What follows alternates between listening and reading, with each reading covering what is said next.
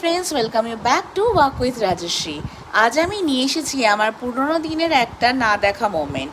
এই দিনটা ছিল নবমীর সন্ধেবেলাটা। আমাদের অ্যাপার্টমেন্টে স্টেজ শোয়ের আগে সবাই রেডি হচ্ছি, একটু টেন্সড, একটু এক্সাইটেড, এবং আমাদের লাস্ট মোমেন্ট প্রিপারেশন চলছিল two rock the stage.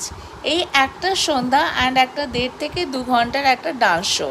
Is that the only thing? না, এটা হচ্ছে গিয়ে তার আগে 2 মাসের প্রস্তুতি।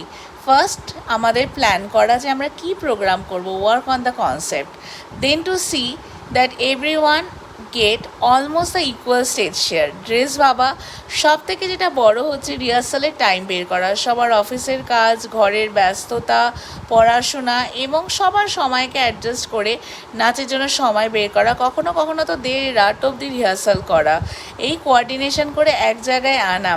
এটা হচ্ছে পুজো আসার আগে সব থেকে ইম্পর্টেন্ট, যেখানে আমরা একে অপরের সাথে অ্যাডজাস্ট করতে শিখি, সবার সাথে সময় কাটিয়ে একে অপরের সাথে চিনতে শিখি।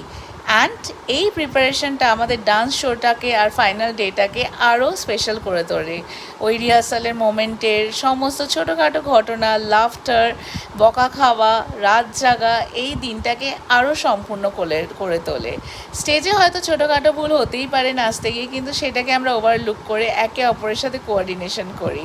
And like last year also, this year we are all gear up for the stage show. আমরা অলরেডি রেডি হয়ে গেছি, এই স্টেজ শো করার জন্য কোঅর্ডিনেশন করছি। এবার একটা নতুন ধামাকা নিয়ে এবারও পুজোতে আসবো। So keep watching for us to see our puja show and don't forget to subscribe me.